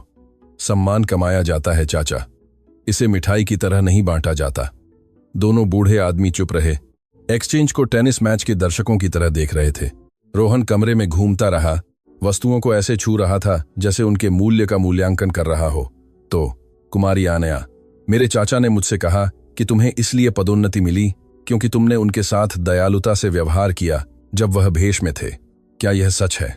यह एक सरलीकरण है, लेकिन हाँ, तो मूल रूप से तुम एक ग्राहक के प्रति विनम्र थी और तुम्हें लाखों की पदोन्नति मिली। यह एक अच्छा सौदा लगता है। मुझे नहीं पता था कि श्री अर्जुन कौन थे। और क्या यह तुम्हें प्रभावित करना चाहिए कि तुम सिर्फ इसलिए दयालु थी क्योंकि तुम्हें नहीं पता था कि वह अमीर है? आनया ने सवाल में फंसाव महसूस किया, लेकिन वह पीछे नहीं हटी। मैं दयालु थी क्योंकि मुझे विश्वास है कि सभी लोग दयालुता के हकदार हैं, अमीर या गरीब, शक्तिशाली या नहीं। मेरी दादी ने मुझे यह सिखाया। हाँ, मशहूर दादी, नौकरानी जिसे मेरे दादा दादी परिवार की तरह मानते थे। रोहन ने एक नाटकीय विराम लिया। क्या तुम्हें पता है कि वे ऐसा क्यों करते थे, है ना?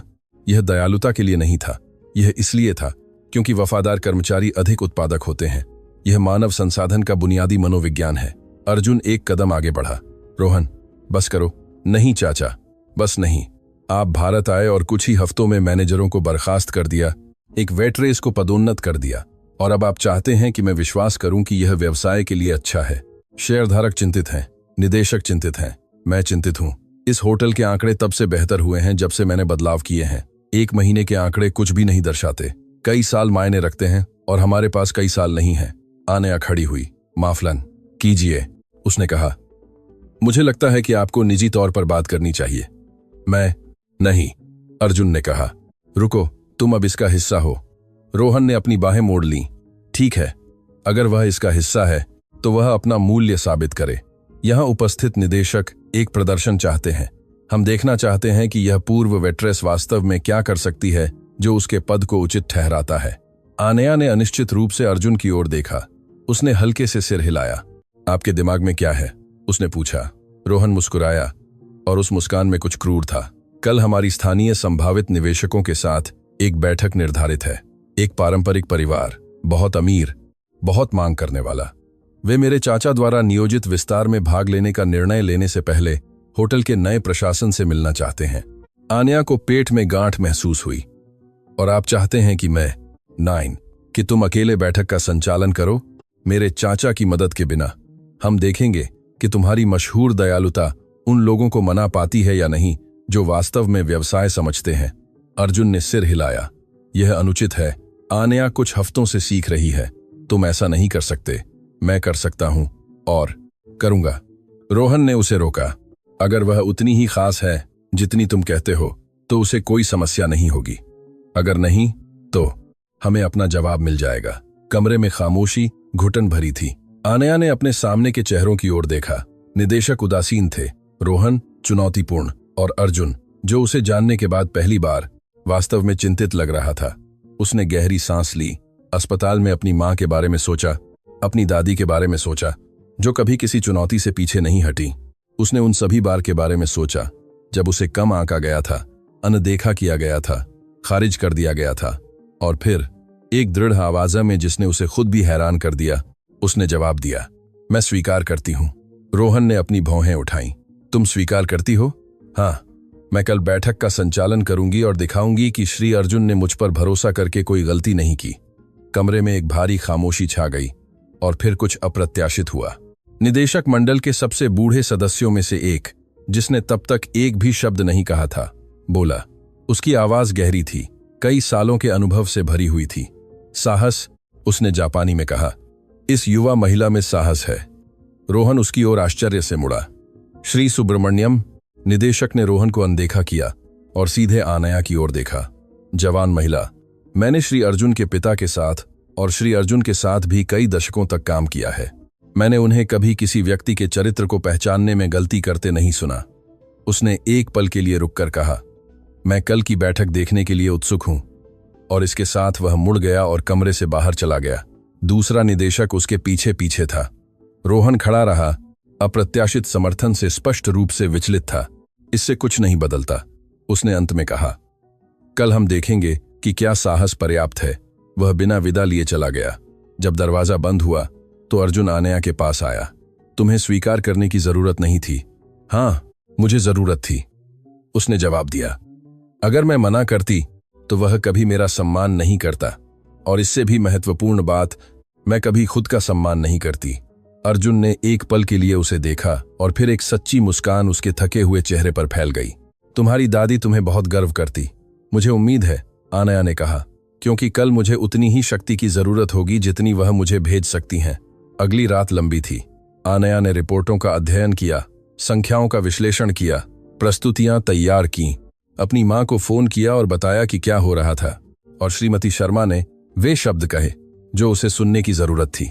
जब अगले दिन सूरज निकला तो आनया तैयार थी, या कम से कम उसे उम्मीद थी, क्योंकि उस बैठक में उसका जो इंतजार था वह कुछ ऐसा था जिसकी उसने, अर्जुन ने, यहां तक कि रोहन ने भी कल्पना नहीं की थी। एक रहस्योद्घाटन जिसने सब कुछ फिर से बदल दिया। सुबह आनया की उम्मीद से ज्यादा जल्दी आ गई। उसने पूरी रात जागकर अपनी तैयार की गई प्रस्तुति के हर विवरण की समीक्षा की थी। संख्याएं, ग्राफ, अनुमान, सब कुछ बेदाग फाइलों में व्यवस्थित था। फिर भी उसके हाथ कांप रहे थे। जब सूरज की पहली किरण उसके छोटे से अपार्टमेंट की खिड़की से गुजरी तो आनया ने खुद को शीशे में देखा।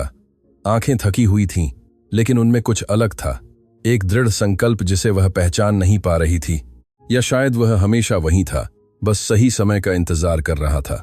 उसने वह सेट पहना जो उसने पिछली रात अलग रखा था, विवेकपूर्ण, सुरुचिपूर्ण, पेशेवर।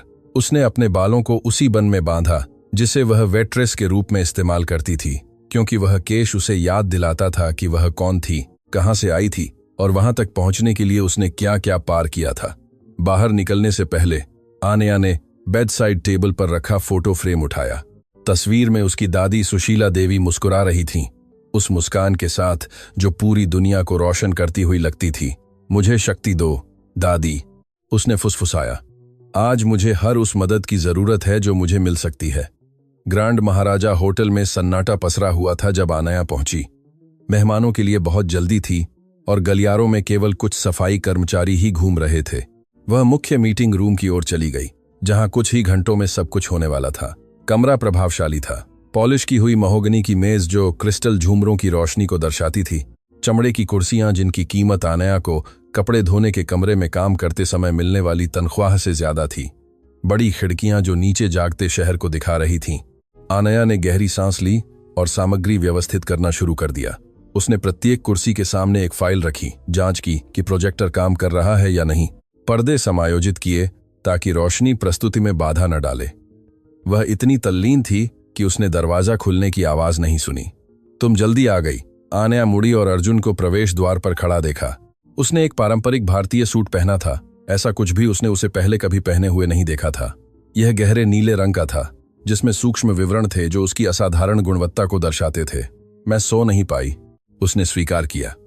अर्जुन उसके पास आया और कमरे में चारों ओर देखा। तुमने सब कुछ अकेले तैयार किया? हाँ, मैं यह सुनिश्चित करना चाहती थी कि कुछ भी गलत न हो। उसने सहमति में सिर हिलाया।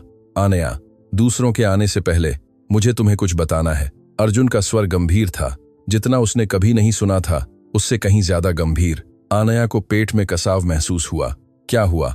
आज जो निवेशक आ रहे हैं, मैं उन्हें कई सालों से जानता हूं।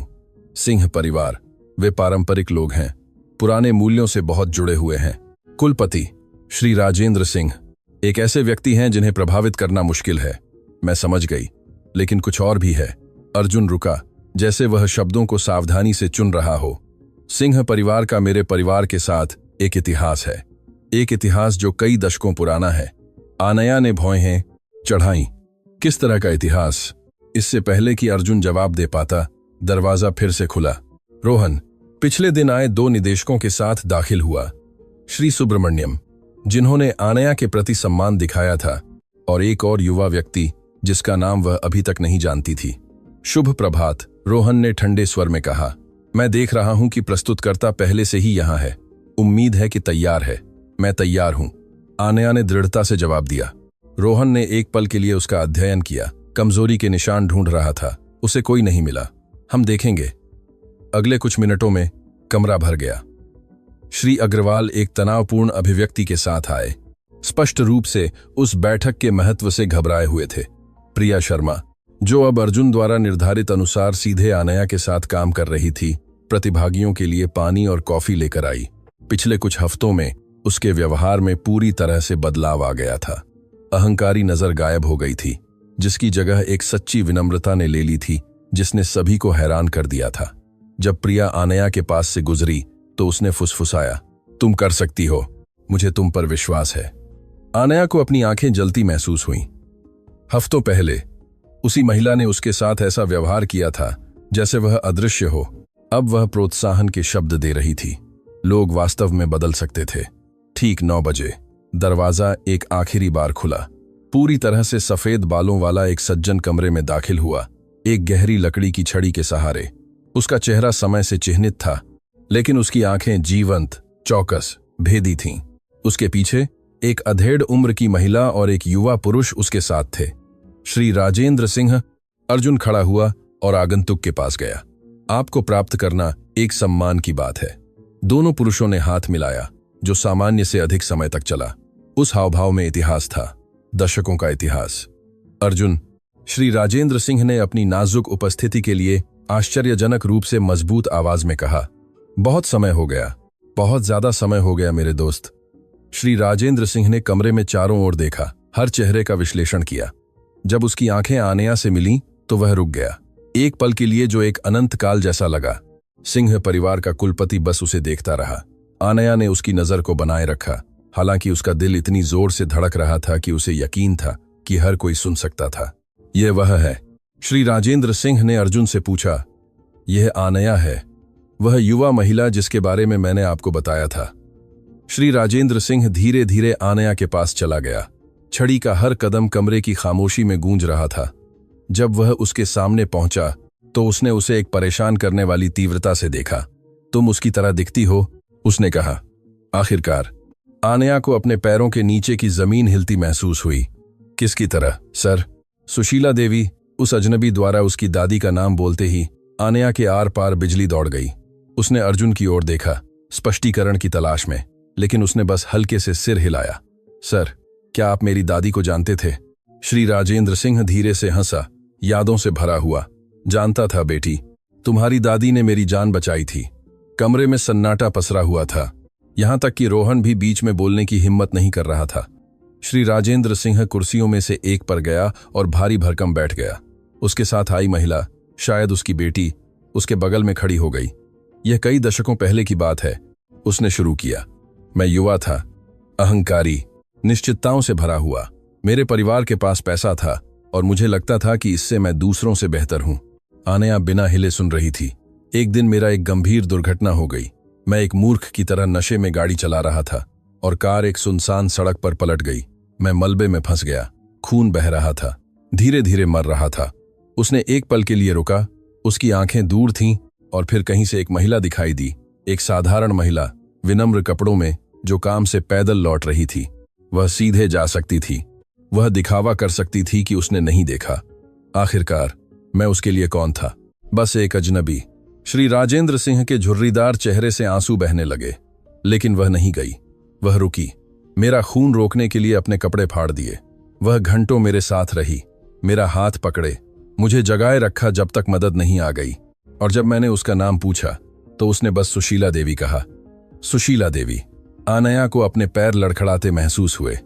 सीमा, जो चुपचाप और कॉफी परोसने के लिए अंदर आई थी, तेजी से उसके लिए एक कुर्सी खींच लाई। मेरी दादी ने मुझे यह कहानी कभी नहीं बताई। आनया ने फुसफुसाया। उन्होंने किसी को कभी नहीं बताई। श्री राजेंद्र सिंह ने जवाब दिया। मैंने बाद में उसे खोजने की कोशिश की। मैं धन्यवाद देना चाहता था, उसे पुरस्कृत करना चाहता था, लेकिन वह गायब हो गई थी। कई साल बाद ही मुझे पता चला कि वह जापान में मल्होत्रा परिवार के लिए काम करने चली गई थी। अर्जुन पास आया। इसी तरह हमारे परिवार मिले। आनया। श्री राजेंद्र सिंह ने कई साल पहले मुझसे सुशीला देवी के बारे में जानने के लिए संपर्क किया था। जब उन्हें पता चला कि वह गुजर गई थीं, तो वे कभी भी ठीक से धन्यवाद न दे पाने के कारण तबाह हो गए। श्री राजेंद्र सिंह ने आनया की ओर एक भारी तीव्रता से देखा। और अब, दशकों बाद, उनकी पोती मेरे सामने खड़ी है, मल्होत्रा के बेटे के लिए काम कर रही है। दुनिया वास्तव में एक ऐसा चक्र है जो बंद होता है। रोहन, जो पूरे रहस्योद्घाटन के दौरान चुप रहा था, अंततः बोला, यह बहुत मार्मिक है, लेकिन इससे यह तथ्य नहीं बदलता कि हम यहाँ व्यवसाय पर चर्चा करने के लिए हैं। कुमारी आनया को अभी भी यह साबित करने की जरूरत है कि वह उस पद के लायक है जिस पर वह है। श्री राजेंद्र सिंह ने रोहन की ओर देखा, एक ऐसी नजर से जो किसी भी आदमी को पीछे हटने पर मजबूर कर देती। युवा, मैंने एक साम्राज्य खड़ा किया है। मैंने हजारों प्रस्तुतियां देखी हैं, मैंने हजारों प्रस्ताव सुने हैं, और मैं आपको पूर्ण निश्चितता के साथ एक बात बता सकता हूं, चरित्र किसी भी स्प्रेडशीट से ज्यादा मूल्यवान है। पूरे सम्मान के साथ, श्री सिंह, चरित्र बिलों का भुगतान नहीं करता है। नहीं। श्री राजेंद्र सिंह मुस्कुराया। तो मुझे बताओ, एक आदमी के जीवन का क्या मूल्य है?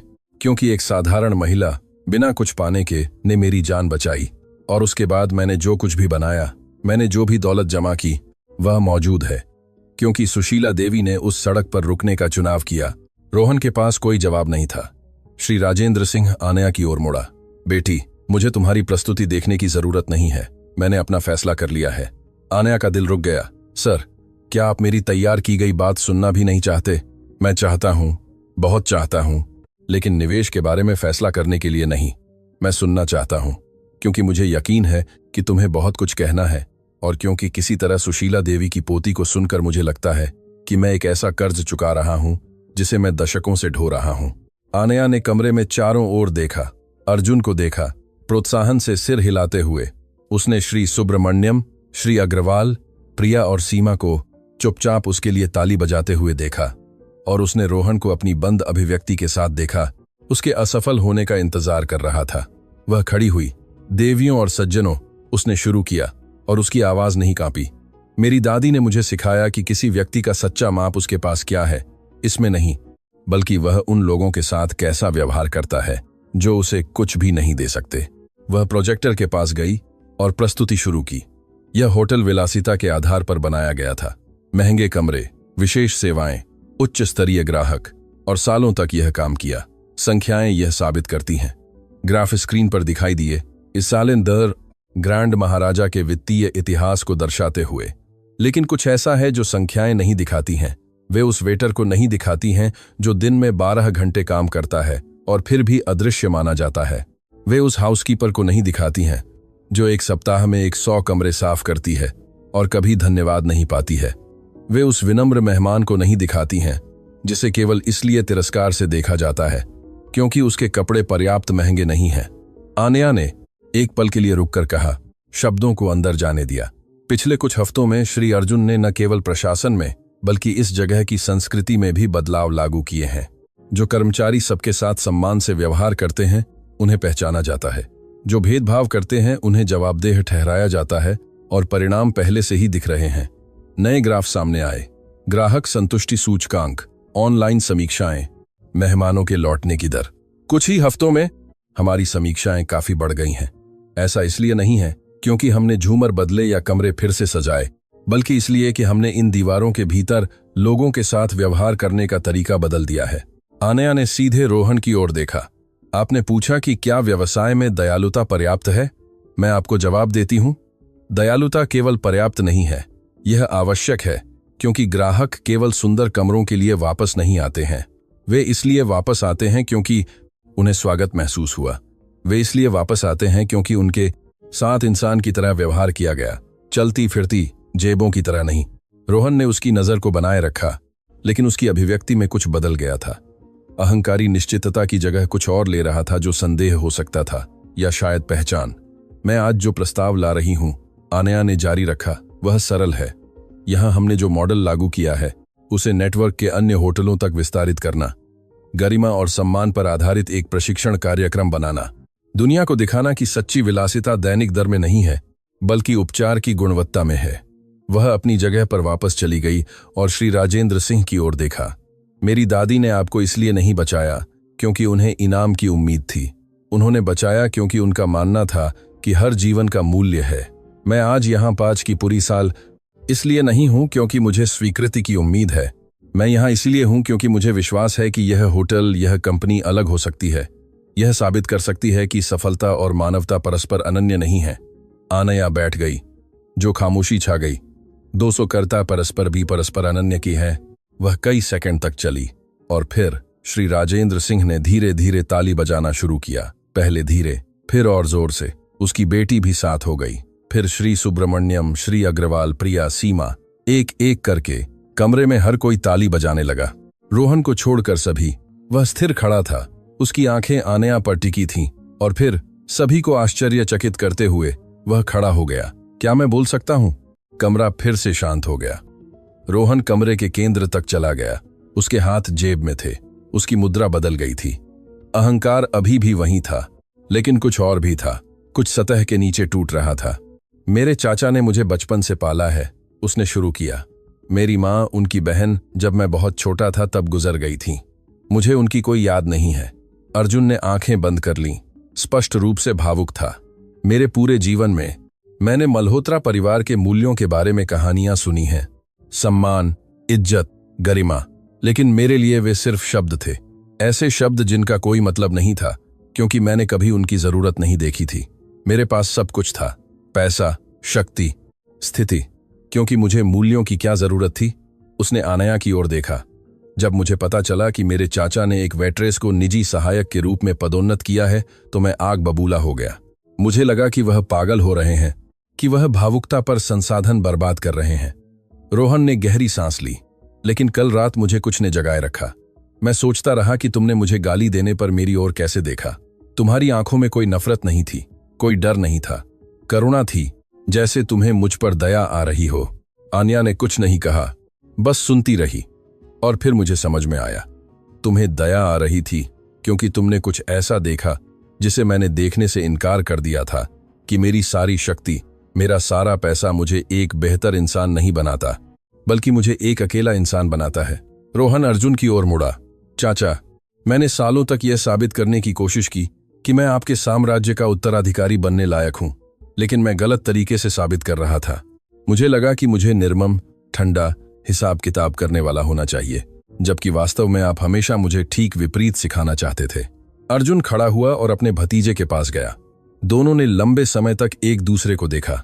रोहन, अर्जुन ने भर्राई हुई आवाज में कहा, तुम्हारी मां सबसे दयालु इंसान थी जिन्हें मैं कभी जानता था।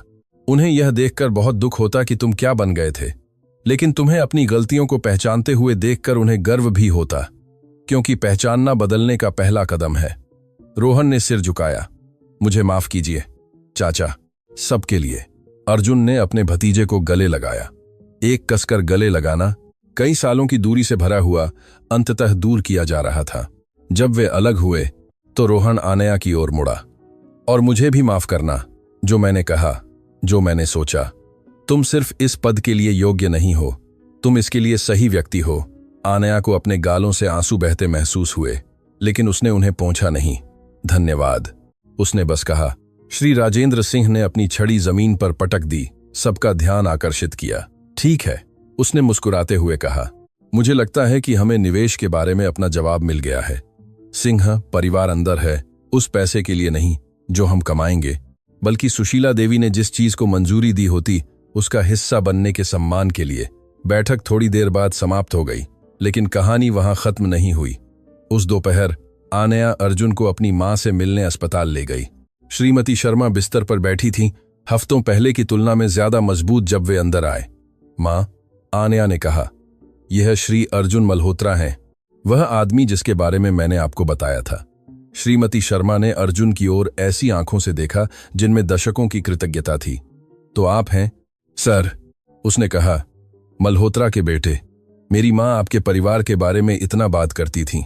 अर्जुन पास आया और उसने अपने हाथों से उसके हाथों को धीरे से पकड़ा। आपकी मां उन सबसे खास लोगों में से एक थीं जो मेरे परिवार के जीवन में कभी आए, और अब आपको और आनया को जानकर मैं देखता हूं कि वह दयालु हृदय आगे बढ़ा है। श्रीमती शर्मा मुस्कुराईं, और यह वही मुस्कान थी जो सुशीला देवी की तस्वीर में थी, जिसे आनया ने सहेज रखा था। सर ने मेरी जान बचाई। क्या आप जानते हैं, इस इलाज से डॉक्टर कहते हैं कि मैं हर दिन बेहतर हो रही हूं। मैंने कुछ नहीं बचाया, अर्जुन ने जवाब दिया। बस थोड़ा सा वापस दिया जो आपकी मां ने मेरे परिवार को दिया था, और जो आपकी बेटी ने मुझे तब वापस दिया जब मुझे सबसे ज्यादा जरूरत थी। आनया पास आई और अपनी मां को गले लगाया। अर्जुन दोनों को चुपचाप आंसू बहाते हुए देख रहा था। वहां अस्पताल के उस कमरे में 3 पीढ़ियां मिलीं, अतीत, वर्तमान और भविष्य, दयालुता के एक अदृश्य धागे से एकजुट जो दशकों और महासागरों को पार कर गया था। हफ्तों बाद ग्रैंड महाराजा होटल उद्योग में एक संदर्भ बन गया, न केवल क्रिस्टल झूमरों या शानदार कमरों के लिए, बल्कि हर उस व्यक्ति के साथ किए गए व्यवहार के लिए जो उसके दरवाजों से गुजरता था। कर्मचारियों को महत्व दिया गया, मेहमानों का सम्मान किया गया, और आनया की कहानी, उस वेट्रेस की जिसने जापानी में स्वागत किया, दुनिया भर में फैल गई। रोहन जापान लौट आया, लेकिन जैसा आया था वैसा नहीं। उसने नेटवर्क के अन्य होटलों में भी वही बदलाव लागू किए। आनया द्वारा प्रस्तावित मॉडल के सबसे बड़े समर्थकों में से एक बन गया। अपनी प्रस्तुतियों में वह हमेशा यह कहानी सुनाता था कि कैसे एक युवा भारतीय महिला ने उसे सिखाया था कि सच्ची शक्ति दूसरों को अपमानित करने में नहीं, बल्कि उन्हें ऊपर उठाने में होती है। प्रिया होटल के सबसे अच्छे कर्मचारियों में से एक बन गई। उसने फिर कभी किसी मेहमान को तिरस्कार से नहीं देखा, चाहे वह कैसे भी कपड़े पहने हों। वह अक्सर कहती थी कि आनया ने उसे दूसरा मौका दिया था और वह उसे बर्बाद नहीं करेगी। श्री अग्रवाल प्रशासक के रूप में बने रहे, लेकिन अब एक नए उद्देश्य के साथ। वह जो भी निर्णय लेता था वह एक साधारण प्रश्न के फिल्टर से गुजरता था, क्या यह यहाँ काम करने वाले लोगों का सम्मान करता है? और आनया वही रही जो वह हमेशा थी। वह युवा महिला जो सबके साथ गरिमा से व्यवहार करती थी, जो मुस्कुराती थी भले ही कोई नहीं देख रहा था, जो अपनों से किए गए वादों को निभाती थी। एक रात, इन सब के बहुत समय बाद, आनया होटल की लॉबी में थी जब एक सादे कपड़ों वाला सज्जन अंदर आया। वह थका हुआ लग रहा था, एक पुराना सूटकेस लिए हुए था, अनिश्चितता से चारों ओर देख रहा था। आनया उसके पास गई और मुस्कुराई। ग्रैंड महाराजा में आपका स्वागत है सर, मैं आपकी कैसे मदद कर सकती हूँ? वह सज्जन दयालुता से हैरान लग रहा था। मैं एक कमरा ढूंढ रहा हूँ, लेकिन शायद यह जगह मेरे लिए बहुत महंगी है। आनया ने उसके कंधे पर हाथ रखा। यहाँ हम किसी को भी उनकी उपस्थिति से नहीं आंकते। आप हमारे मेहमान हैं, आइए, मैं व्यक्तिगत रूप से आपको रिसेप्शन तक ले जाऊंगी। और उस अजनबी के बगल में चलते हुए आनया ने ऊपर देखा और मुस्कुराई, क्योंकि कहीं ना कहीं उसे पता था कि उसकी दादी सुशीला देवी देख रही थीं और उन्हें गर्व था।